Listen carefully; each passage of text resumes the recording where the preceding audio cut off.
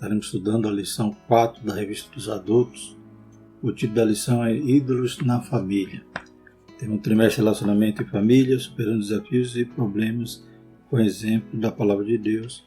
Revista comentada pelo pastor Elenay Cabral. Então, mais um conflito, mais um problema que pode haver dentro do lar é a questão dos ídolos. Veremos aqui 2 exemplos na Palavra do Senhor a respeito aqui dos ídolos que Raquel rouba, e também vamos falar lá no livro de Juízes a respeito de Mica, que também tem a figura dos ídolos domésticos, os terafins, que provoca ali todo aquele tropeço, todo aquele abismo que a idolatria pode provocar. Porque a partir do momento que o homem não teme ao Deus verdadeiro, ou busca adorar aquilo que é conforme a sua imagem e semelhança, em vez de ele adorar o Criador que nos fez, ele vai adorar o que ele cria, ou até mesmo vai tentar moldar um Deus de acordo com a sua conveniência, e tudo aquilo que ele coloca entre ele e sua adoração ao Deus verdadeiro é chamado ídolo, idolatria. Vemos aqui que não é só estátuas, não é só ídolos feitos de pau, de pedra, de barro, mas muitas outras coisas, inclusive os ídolos modernos que estaremos estudando no terceiro tópico, demonstra que dentro dos lares, às vezes, alguém está também adorando ou colocando alguma coisa ou alguém que divida a glória, que só pertence a Deus. Deus não divide ela com ninguém, mas muitos estão também ofuscando a sua adoração ao Deus verdadeiro, colocando algo que é conforme a sua vontade, a sua imagem e semelhança. O texto áureo diz: Filhinhos, guardai-vos dos ídolos. Amém. 1 João 5,21. Verdade prática: a adoração a ídolos implica priorizar tudo aquilo que se coloca no lugar de Deus. Deus sempre insistia com os israelitas que eles não se misturassem, inclusive não dessem em casamento seus filhos, suas filhas com estrangeiros, pois iam trazer ídolos, iam trazer costumes que iam acabar corrompendo. E nos momentos em que Israel ou Judá sucumbiram diante ali dos seus inimigos e foram levados cativos, era um momento que a idolatria prosperava. A idolatria, então, fazia com que eles não temessem ao Deus verdadeiro, Deus santo, e vivessem do seu jeito, porque o ídolo é moldável, o ídolo é a porta larga, é fazendo de qualquer jeito, e eu tenho ali uma suposta religião, um suposto ídolo que não vai ligar à maneira como estou vivendo, porque eu substituí o Deus verdadeiro por alguma coisa, por alguém, por algum objeto que vai receber agora a minha adoração, a minha atenção, e esse ídolo então é aquele que me permite viver de qualquer jeito, porque ele foi moldado ao meu bel prazer. Então eu escolhi ídolos que se adequassem à minha condição de vida, à minha conduta de vida, ao invés de escolher o Deus Santo, que requer que eu tenha uma vida também de santidade. Os objetivos da nossa lição são apresentar o contexto no qual Raquel portou os ídolos de seu pai, explicar o cenário político-social de Israel quando Mica abraçou a idolatria, e alertar acerca dos perigos da idolatria no seio familiar do povo de Deus. A gente vai ver aqui sobre Jacó. Raquel rouba esses ídolos, Jacó não sabe. Jacó tinha feito um voto ao Deus verdadeiro, porém, dentro da sua casa havia esse problema. Então também é um cuidado que nós devemos ter, como a gente está estudando sobre os relacionamentos familiares, e nós também observar se não há também algum anátema na nossa casa, alguma coisa que está ofuscando, às vezes, até os nossos filhos, com falta de conhecer a palavra, conhecer o Deus verdadeiro. Até não estamos incentivando-os a serem alunos da escola dominical para poderem, todo domingo pela manhã, ter um conhecimento, aleluia, puro, genuíno da palavra de Deus. Então, às vezes a gente falha nisso e o nosso lar vai perecer por falta de sabedoria dos pais. Que Deus nos guarde, irmãos? Hoje o inimigo de nossas almas tem muitos tentáculos para influenciar os nossos filhos. E a gente precisa protegê-los, blindá-los, e revesti-los de toda a armadura de Deus. Por isso, como fundamental à escola bíblica dominical. O texto bíblico se encontra em Gênesis 31, 17 e 19, 33 a 35, depois Juízes 17, 1 e os versículos de 3 a 5. Então se levantou Jacó, pondo seus filhos e suas mulheres sobre os camelos, e levou todo o seu gado e toda a sua fazenda que havia adquirido, o gado que possuía, que alcançara em Padã-Arã, para ir a Isaque, seu pai, à terra de Canaã. E havendo Labão ido a tosquear as suas ovelhas, furtou Raquel os ídolos que seu pai tinha. Verso 33, então entrou Labão na tenda de Jacó e na tenda de Léia, e na tenda de ambas as servas, e não os achou. E saindo da tenda de Léia, entrou na tenda de Raquel. Mas tinha tomado Raquel os ídolos e os tinha posto na albarda de um camelo, e assentara-se sobre eles, e apalpou Labão toda a tenda e não os achou. E ela disse a seu pai: não se acenda a ira nos olhos do meu senhor, que não posso levantar-me diante da tua face, porquanto tenho costume das mulheres. E ele procurou, mas não achou os ídolos. Juízes 17. E havia um homem da montanha de Efraim, cujo nome era Mica. Assim restituiu as 1.100 moedas de prata à sua mãe. Porém a sua mãe disse: inteiramente tenho dedicado esse dinheiro da minha mão ao Senhor para o meu filho, para fazer uma imagem de escultura e de fundição, de sorte que agora tu tornarei a dar. Porém ele restituiu aquele dinheiro à sua mãe. E sua mãe tomou 200 moedas de prata e as deu a Ourives, o qual fez delas uma imagem de escultura e de fundição, e esteve em casa de Mica. E tinha este homem, Mica, uma casa de deuses, e fez um récord de terapins, e consagrou a um dos seus filhos para que lhe fosse por sacerdote. Então vamos falar sobre esses dois episódios, né? Raquel roubando ali os terafins, os ídolos do lar, doméstico ali de seu pai, e Mica ali fazendo ídolos, e inclusive consagrando até um dos seus filhos para estar à frente daquele culto idólatra em sua casa. A introdução da nossa lição diz o seguinte: temos nesta lição duas histórias distintas que relatam a convivência com a idolatria dentro de casa. Né? Então é muito sério, né, o que a gente está estudando, pois a idolatria estava dentro da própria casa. Né? Então ídolos do lar, né, domésticos, não eram ídolos, né, nos outeiros ou nos templos.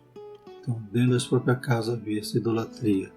E pessoas que deveriam, né, estar adorando o Deus único, o Deus verdadeiro. No primeiro caso, temos Raquel, a mulher de Jacó, que sabia que seu marido servia ao Deus de seus pais e que ele era poderoso e visível e não precisava de ídolos de sua imagem. Inclusive, Raquel orou a Deus pedindo um filho, né, era estéril, mas, infelizmente, ela achava que podia servir a Deus e aos outros deuses. E isso é um dos fatos, né? Embora também o comentarista da lição vai nos trazer a questão, né, da herança. Né? Então, ela roubar aqueles ídolos também tinha significado. Já que seu pai não tinha dado nenhuma herança a ela e a sua irmã, ela se apropriaram daqueles ídolos que simbolizavam, né, a autoridade de seu pai, simbolizava a proteção que tinha ali na casa do pai. Como diz aqui, sentindo-se injustiçada pelo seu pai, que não lhe deu nenhuma herança, nem a ela, nem a sua irmã Léia, resolveu furtar as pequenas estatuetas ou ídolos de seu pai, que eram os pequenos deuses dentro da casa de Labão. O segundo caso é de Mica, um eframita que viveu no tempo dos juízes em Israel, e que, unindo-se aos danitas, fabricou ídolos e construiu um santuário para eles em sua casa. Nesta lição veremos as consequências da idolatria dentro de uma casa. Então, mais um outro exemplo que também não deveria ter mais idolatria, né, naquela família, porque os efraimitas são os filhos de José. A gente vê história poderosa, né? Revelação de Deus poderosa ali na vida de José, dos patriarcas.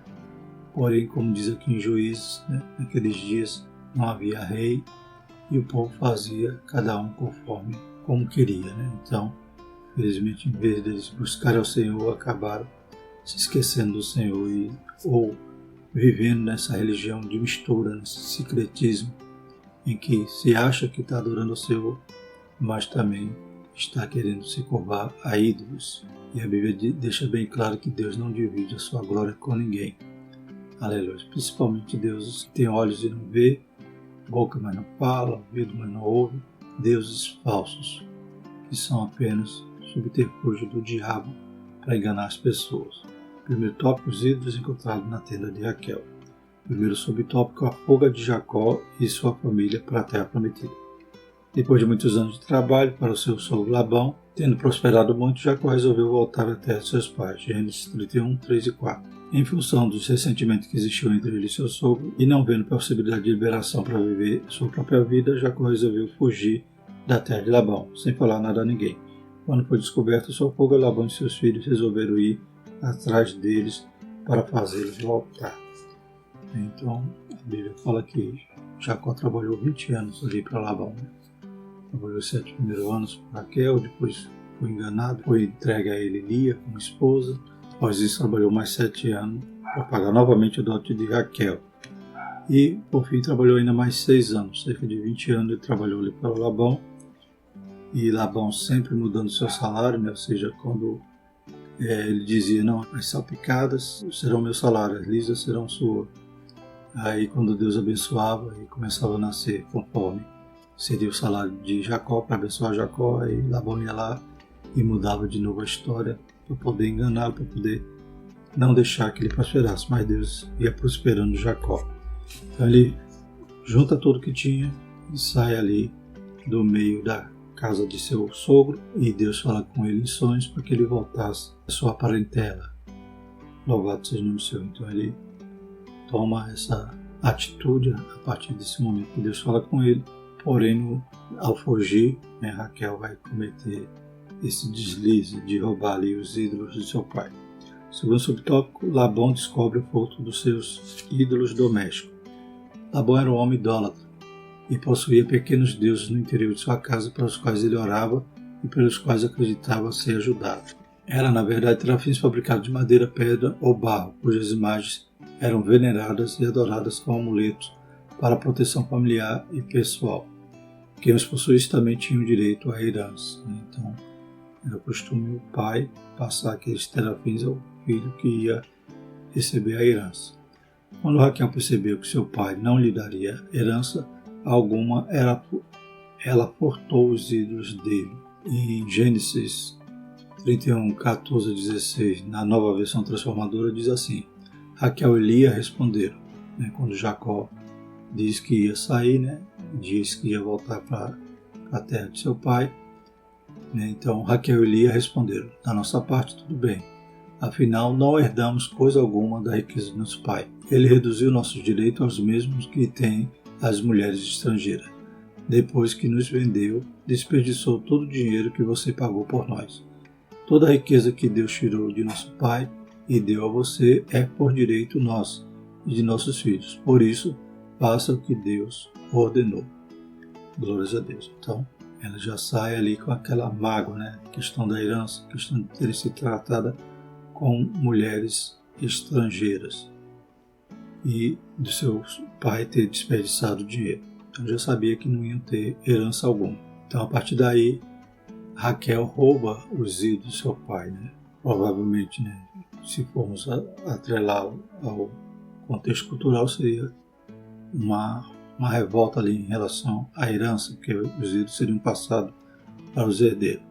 Mas também há a questão, então, dela acreditar que aquilo ali valesse alguma coisa, dela achar que aqueles ídolos poderiam ser amuletos ou também alvo de suas orações. Então ela cometeu vários erros e também não comunicou com seu marido, não tinha comunicação com o seu marido, ela fez tudo escondido.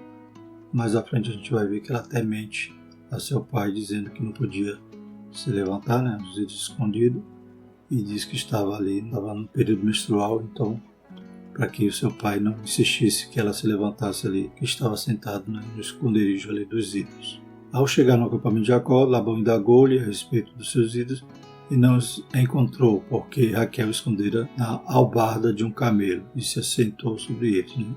Essa albarda significa a sela do camelo. Terceiro subtópico, Raquel usa a mentira para esconder o ídolo. Então, além de roubar, além de não conversar com o marido sobre esse tema, além de haver esse sentimento de vingança e além também de confiar naqueles ídolos que fossem alguma coisa, ela ainda mente. Raquel sentou-se sobre os ídolos para que Labão não os encontrasse. Ela usou a justificativa de que estava no período menstrual, para não se levantar de cima do camelo, e consequentemente para seu pai não encontrar os ídolos ali. Fica claro que, embora Labão acusasse Jacó de roubá-lo, foi sua filha Raquel que furtou seus ídolos e por isso o enganou.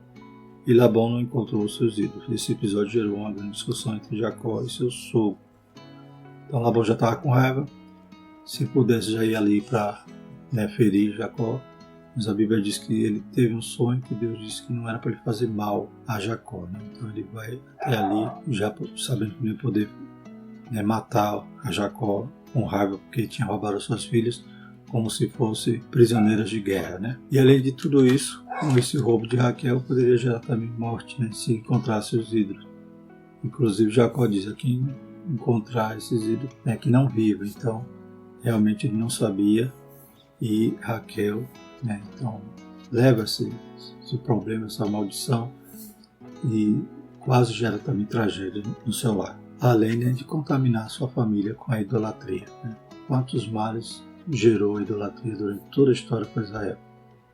Mas infelizmente ela também, em vez de acreditar no Deus, até que ela orava para pedir filhos, Deus abriu a madre dela e ela gerou José, depois gerou Benjamim, mas mesmo assim ela estava ali, ainda contaminada com a cultura do seu pai, com a idolatria do seu pai, e ia levar isso para sua casa. A gente vê que mais à frente, em Gênesis 35, então Jacó ele dá uma purificada ali na sua casa. Inclusive ele quer lançar fora todos esses ídolos que houvesse ali no meio da sua família. Diz assim, a partir do versículo 1 até o 5. Depois disse Deus a Jacó: levanta-te, sobe a Betel e habita ali, e faz ali um altar ao Deus que te apareceu, quando fugiste da face de Esaú, teu irmão. Então disse Jacó à sua família e a todos os que com ele estavam: tirai os deuses estranhos que há no meio de vós, e purificai-vos, e mudai as vossas vestes, e levantemo-nos e subamos a Betel, e ali farei um altar ao Deus que me respondeu no dia da minha angústia, e que foi comigo no caminho que tenho andado. Então deram a Jacó todos os deuses estranhos que tinham em suas mãos, e as arrecadas que estavam em suas orelhas, as argolas, E Jacó os escondeu debaixo do carvalho que está junto a Siquém. E partiram, e o terror de Deus foi sobre as cidades que estavam ao redor deles, e não seguiram após os filhos de Jacó. Inclusive, no capítulo anterior, Jacó estava temeroso, porque seus filhos haviam feito aquela cilada ali aos habitantes de Siquém, depois de sua filha Diná ter sido estuprada, e mataram todos aqueles habitantes ali daquela cidade. E Jacó estava temendo, porque todas as outras tribos ao redor viam agora Israel como inimigos. Mas Deus chama Jacó para ir até Betel, e quando ele purifica ali a sua casa, o terror de Deus abateu as outras cidades, não quiseram mais fazer mal a Jacó. Então, quando purifica o caminho, está realmente com a sua casa, aleluia, livre de qualquer ídolo, tanto esses ídolos que a gente já conhece, feito de barro, de pedra, de gesso, como também os ídolos modernos que estaremos estudando no terceiro tópico. O segundo tópico fala do outro caso, um santuário de Deus na casa de Mica. A idolatria e o caráter antiético de Mica. Juízes 17, de 1 a 4. Apesar de um nome especial, cujo significado é quem é como o Senhor nosso Deus, então, tá vendo? O nome dele era um reconhecimento ao poder do nosso Deus. Então o povo tinha um conhecimento, teve a revelação, Deus libertou o povo ali do Egito, desertaram a terra prometida, então passava-se de pai para filho as maravilhas de Deus. Inclusive Mica tinha um nome bonito, mas não, como diz aqui na lição, ele não correspondia à importância do nome, porque ele não honrava a Deus em sua vida. Ele tinha uma família, embora o relato bíblico não cite a sua esposa. Sua mãe vivia com ele e era muito rica.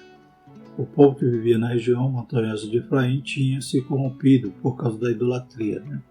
Então, no livro de Juízes a gente vê que Deus havia ordenado para que eles não se misturassem, mas eles fizeram concessões, não tiraram alguns povos ali do seu meio, e acabaram tropeçando nisso, na idolatria daquele povo. E era o caso da família de Mica. Né? Havia em Israel, de modo geral, um abandono total aos mandamentos da lei de Moisés, Juízes 8:27, que diz assim: e fez Gideão dele um éfode e colocou na sua cidade, em Ofra. E todo Israel prostituiu-se ali com ele, e foi por tropeço a Gideão e a sua casa. Então o povo tinha livramento de Deus e daqui a pouco estava de novo idolatrando algo, como agora no caso de Gideão estava idolatrando aquele éfode. E aí completamente fora, né, da instrução de Deus, a questão do sacerdócio ser da tribo de Arão, dos levitas terem ali seus ofícios no culto. Infelizmente, né, cada cidade, né, falhava dessa forma, como já falou, né, eles fizeram muitas concessões, deixaram o povo ali se misturando e daqui a pouco estavam, né, se dobrando, se curvando aos ídolos das nações que Deus tinha mandado eles tirarem dali. Então havia esse abandono total dos mandamentos da lei de Moisés, em que o povo de Israel aderiu a um sincretismo religioso que implicava uma apostasia total. Eles queriam adorar a Deus e aos outros deuses. Além do abandono da lei do Senhor, as famílias começaram a adotar esse sincretismo religioso dentro da sua própria casa, admitindo ídolos caseiros, né, aqueles terafins que a gente estudou agora há pouco sobre, né, Labão, né, que Raquel havia roubado, para os quais faziam culto e adoravam com o objetivo de obter favores materiais. Os valores morais e éticos foram abandonados e Mica era fruto dessa corrupção moral, por isso não foi difícil para ele roubar a própria mãe.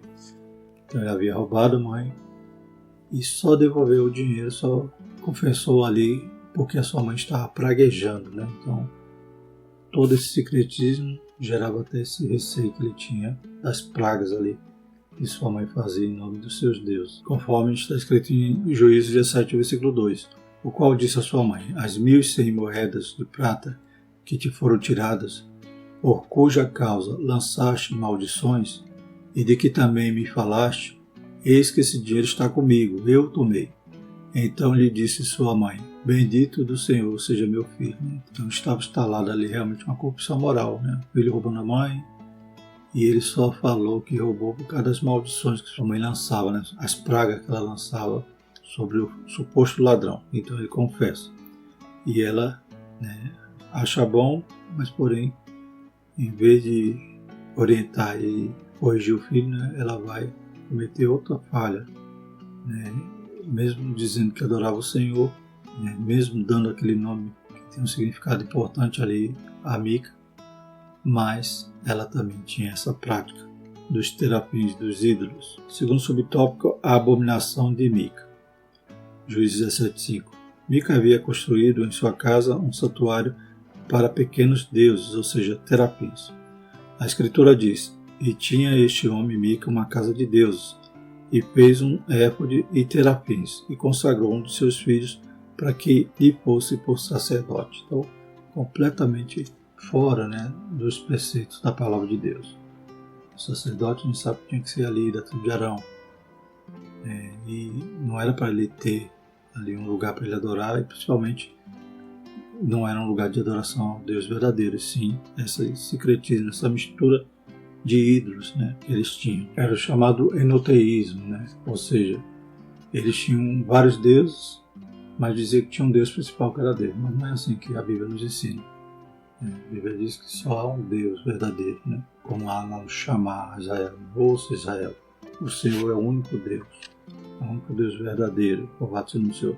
Mas a crença deles, como hoje muitos também pensam assim, tem vários santos, vários ídolos e tem um Deus principal. Olhando para a revelação da palavra de Deus, a gente vê quanto isso gerou prejuízo a Israel, a ponto deles serem destruídos, né? Serem tirados do lugar. Mas Deus teve misericórdia e restaurou após o cativeiro. Mas todo fruto da idolatria, que não só é essa adoração, mas a partir do momento que você não tem um Deus verdadeiro, não tem um Deus puro, santo, e começa a adorar um Deus que você muda, né, um bezerro de ouro, como fizeram lá no Egito, no seu molde, do jeito que você gosta, se agrada, você começa também a se corromper moralmente e a relativizar as coisas, porque o seu Deus não liga para nada. Seu Deus não transmite uma verdade absoluta, mas é tudo relativo. Então, esse é o bom porque esse vai aceitar a minha vã maneira de viver. Então, bem assim, era ali na casa de Mica. E tinha casa de Deus, serafins, mas como a sua própria mãe disse, né? No texto aqui da nossa lição, em Juízes 17, versículo 3. Assim restituiu as 1.100 moedas de prata à sua mãe, porém sua mãe disse: inteiramente tenho dedicado esse dinheiro da minha mão ao Senhor para meu filho, para fazer uma imagem de escultura e de fundição. Então, como é que pode ser dedicado ao Senhor e era para fazer também a imagem de fundição? Então, tinha esse enoteísmo, né? Adorava a Deus, dizendo que esse Deus é supremo, mas também permitia a adoração de outros deuses menores. E agora Mica, além de fazer a imagem de fundição, né, faz um éfode e consagra o seu próprio filho para ser sacerdote daquele culto idólatra. Mica havia roubado a própria mãe sem que ela soubesse. Ele levou consigo 1.100 ciclos de prata, equivalente a 13 quilos de metal. Visto que sua mãe não sabia que era o seu próprio filho quem furtara, ela lançava maldições sobre o ladrão. Juízes 17:2. Temendo sofrer com a maldição da mãe, Mica foi para a casa dela e confessou seu pecado e restituiu completamente todo o dinheiro. Porém, ele restituiu aquele dinheiro à sua mãe. Juízes 17:4. Sua mãe retirou a maldição e tomou parte do dinheiro e o deu a ourives para que fizesse imagem de escultura para a casa de Mica. Completamente desviado, né? Tanto Mica como sua mãe. Mica tinha uma casa de Deus. Subtópico 3, Juízes 17, 5 e 6. Pelo contexto bíblico, a família de Mica era de judeus, mas desviada da fidelidade a Deus. Servia aos falsos deuses, representados por pequenos ídolos chamados terafins. Mica e seus familiares afirmavam estar servindo também ao Deus de Israel. Entretanto, naquele período histórico do tempo do juízo, cada um fazia o que lhe parecia certo, né? Então não fazia conforme a lei, conforme a instrução da palavra de Deus, e sim, cada um fazia do seu jeito.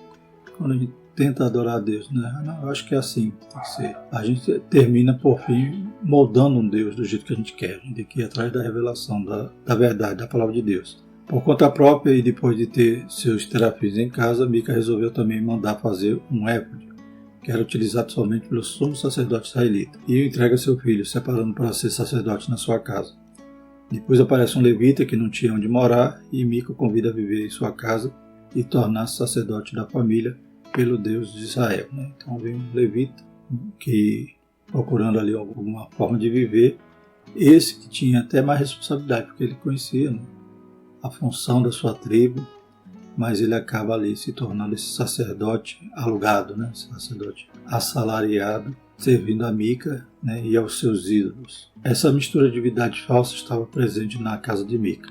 Todos, quando chegassem à sua casa, encontrariam o Deus que desejassem invocar. Felizmente, o homem da tribo de Efraim, que deveria honrar o Deus de seu povo, que o libertou do Egito, agora se encontra comprometido com ídolos na religião pagã. Depois acaba, né, vindo outra tribo e levando até mesmo seu sacerdote, esse levita que era um mercenário, né, quem pagasse mais ele ia. E ainda levou os ídolos ali de Mica, né? Então, era uma confusão terrível. E isso, como disse, né, naquela época não havia rei, cada um fazia o que parecia certo, né? E como já falamos, até o levita que poderia ter mais noção, né, mais informação da lei de Moisés, né, ele acabaram então agindo de forma mercenária ali, sendo assalariado para uma função que ele não tinha permissão na lei para exercer, de sacerdote. O terceiro tópico então vai falar sobre a idolatria dentro dos lares, ou seja, então vamos falar agora dos ídolos modernos, né? Que Deus nos ajude, que nós consigamos, né, filtrar e ensinar nossos filhos para que não estejam também com ídolos escondidos dentro de casa, como aconteceu com Jacó e Raquel. Em ambas as histórias citadas, de Raquel e a de Mica, a crença em ídolos domésticos indicava a forte influência pagã em lares israelitas. A partir desses dois casos bíblicos, somos convidados a refletir a respeito da idolatria hoje, né? Então, dando esse enfoque em relação à idolatria no lar, né? Foi o que aconteceu com Raquel, foi o que aconteceu também com Mica. Então vamos fazer uma aplicação para o que acontece nos nossos dias. Primeiro subtópico, os ídolos domésticos dos tempos atuais. O apóstolo João enfrentou em seu ministério um problema com ídolos caseiros, de famílias cristãs que tinham dificuldade de abandoná-los. Por isso o apóstolo aconselhou: filhinhos, guardai-vos dos ídolos. 1 João 5,21. Para uma pessoa não crente em Cristo, a vida cristã é irreal. já que o que se vive no mundo vive-se pelo que se vê e sente, e não pelo que a vida cristã exige. Ora, os ídolos são temporários e representam aquilo que é falso e vazio, porque são enganosos. Qualquer coisa pode se tornar um ídolo dentro de casa, como por exemplo um emprego, um carro, um dinheiro, um filho, um pai ou uma mãe, um estilo de vida. Ora, como identificar a idolatria dentro e fora de casa? Tudo aquilo que requer lealdade e honra acima de Deus se constitui idolatria. Qualquer coisa que coloca entre a minha adoração a Deus é idolatria. Então tem gente que idolatra um filho, idolatra um carro, idolatra um emprego, então tudo aquilo ali é principal. Então Deus é em segundo plano. Nem agradece a Deus muitas das vezes pelo que Deus deu e nem reconhece que tudo provém dele. Paulo escreveu aos Coríntios: o ídolo nada é no mundo. 1 Coríntios 8,4. Por isso é um perigo endeusar pessoas colocando-a na posição acima do próprio Deus. Tem gente que idolatra cantores, a gente vê que as pessoas correm atrás desses ídolos. Tem fã-clube, eles lotam auditórios, mas quando é para buscar o verdadeiro Deus, as pessoas fogem. Por quê? Porque aquele ídolo é um ídolo que permite ele viver do seu jeito. É um ídolo moldável, um ídolo à sua imagem e semelhança. Segundo subtópico, identificando os ídolos modernos dentro dos lares. A proliferação da cultura da mídia entrou em nossas casas e, queiramos ou não, convivemos com ela no dia a dia. Tem ídolos também influenciando na vida das pessoas, na mídia. Muitos estão ali ditando normas, ditando comportamento, ditando ideologias, e muitos estão ali atrelados, agarrados ali. Realmente são verdadeiros seguidores, não simplesmente porque apertaram lá no botão para seguir, mas são seguidores das suas ideias, dos seus pensamentos, e distorcendo a palavra. E às vezes até abraçando essa condição de você pode adorar a Deus e adorar os deuses menores também. Você tem um Deus principal e os deuses que você está também satisfazendo ou buscando para alguma necessidade imediata. A mídia por si mesma é neutra, pois é o meio pelo qual serve a sociedade como canal de comunicação através do rádio, da televisão, da internet, do smartphone, da rede de computadores e de outros. Então a mídia é o meio. Um papel, uma folha de papel é uma mídia, mas o problema é o que está nela, o que está sendo divulgado. Ela é um modo de comunicação que deve ser usado com sabedoria. Entretanto, não podemos ser manipulados por ela, que faz parte de um mundo tecnológico e intelectual no qual todos vivemos. O que não podemos é fazer o uso acrítico desse instrumento. Precisamos levar em conta o cuidado quanto ao perigo da concupiscência da carne, dos olhos, da soberba da vida. Então, tudo tem que ser filtrado. Nós não podemos comer qualquer alimento, abrir a boca e engolir. A gente tem que saber o que está comendo. Então a mídia, ela é a ferramenta, é o instrumento. Mas o que veicula nela é que devemos tomar cuidado. Inclusive, como já falamos, hoje os influencers muitas das vezes se tornam até ídolos, porque as pessoas seguem as suas ideias, seguem as suas ideologias, seguem as suas opiniões e às vezes até relativiza a Bíblia, relativiza o Deus Santo. E daqui a pouco tem crente já achando que aborto é normal, achando que a prática do homossexualismo é normal, que Deus ama de qualquer jeito, venha do jeito que está, permaneça do jeito que está, que o influencer acha assim e a pessoa também segue essa opinião. Então, existem muitos ídolos, muitos terafins que estão querendo nos tirar da verdadeira adoração, de adorar um Deus santo, um Deus verdadeiro, um Deus imutável, um Deus que é detentor de uma verdade absoluta. Precisamos reagir contra os inimigos da família. Jesus disse em seu sermão da montanha: vós sois o sal da terra, se o sal for insípido, com que se há de salgar? A igreja é o sal da terra, e por isso é a única instituição da sociedade capaz de evitar a corrupção dos nossos valores morais e espirituais. Para preservar a família atacada pelo vírus infeccioso do sistema mundano, é preciso quebrar os ídolos domésticos que roubam o lugar de Deus na vida familiar.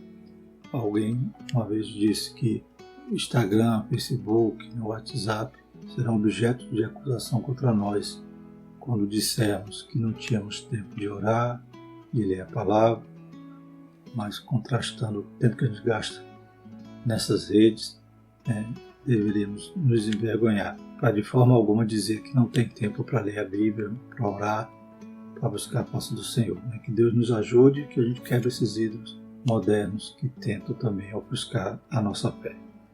Concluindo, precisamos investir na família, criando barreiras espirituais e morais no seio dos lares para salvar nossos filhos e prepará-los para uma vida cristã sadia que glorifique a Deus. Por isso, os ídolos da atualidade precisam ser retirados do nosso meio para que não venham roubar o lugar de Deus em nossas vidas. Eu creio aqui que uma das principais armas para defender a nossa família é estar com ela na escola bíblica dominical. Louvado seja o nome do Senhor. Que Deus nos ajude, possamos conhecer a verdade e a verdade nos libertar. Amém? Louvado seja o Senhor. Na próxima lição, motim em família. Aleluia. Estaremos refletindo sobre um texto no livro de Números. Glórias a Deus. Problemas ali que Moisés também enfrentou. Vamos orar a Deus agradecendo por essa lição. Santo Eterno Deus, te louvamos, Pai. Deus Santo, Deus Poderoso, nos ajuda, Pai, a adorarmos ao Senhor aleluia, de forma perfeita, de forma, aleluia, que possamos estar realmente em espírito e em verdade. Que não tenhamos, Pai, nenhum outro Deus, nenhum ídolo, Pai, que venha ofuscar a nossa adoração. Que possamos, Pai, estar, aleluia, diante do Criador e não diante de nenhuma criatura que venha se amoldar ao nosso bel prazer, mas que possamos ser, Pai, aleluia, vasos na mão do oleiro. Louvado seja o seu santo nome. Deus poderoso e santo, abençoa a tua igreja, abençoa as famílias, em nome de Jesus. Amém. Que a graça do nosso Senhor Jesus Cristo, o amor de Deus e a comunhão do Espírito Santo permaneça sobre todos nós, hoje e eternamente. Amém.